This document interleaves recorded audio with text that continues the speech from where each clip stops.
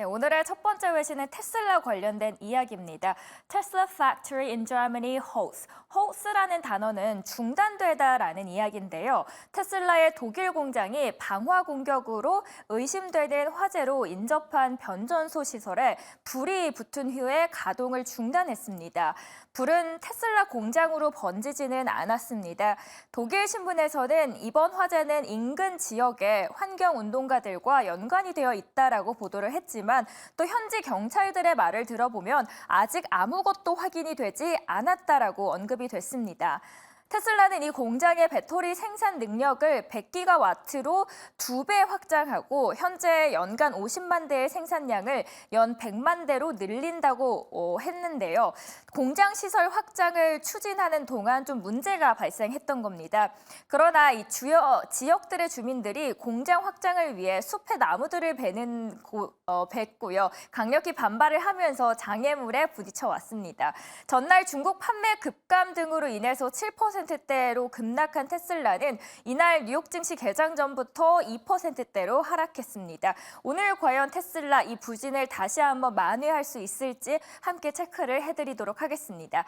두 번째 외신 한번 넘어가 보도록 하겠습니다.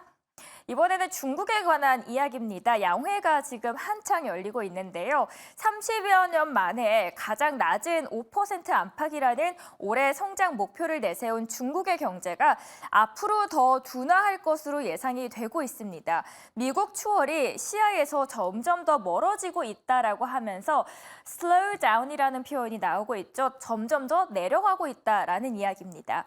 중국은 올해 경제 성장률 목표치를 작년과 같은 5% 안팎으로 설정을 했지만 중장기적으로는 이보다는 더 낮아질 거다라고 이야기합니다.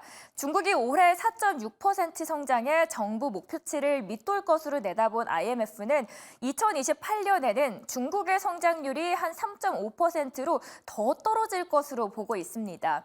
반면에 미국 경제는 지난해 GDP 기준으로 6.3% 증가해서 현재 중국의 4.6%를 크게 웃돈 상태죠.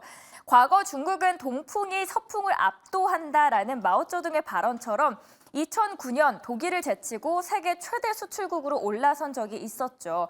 또 2020년 상반기에는 코로나19 충격을 딛고 V자 반등에 성공하면서 그해 경제력을 미국의 76%까지 끌어올렸던 시설들이 있었는데요. 이때까지만 해도 중국 경제가 미국을 곧 따라잡을 것이라는 견해가 적지 않았지만 코로나 때 엄격한 봉쇄에 따른 경제적 타격과 이후의 더딘 회복세는 분위기가 급반전다는 결정적인 계기가 됐습니다.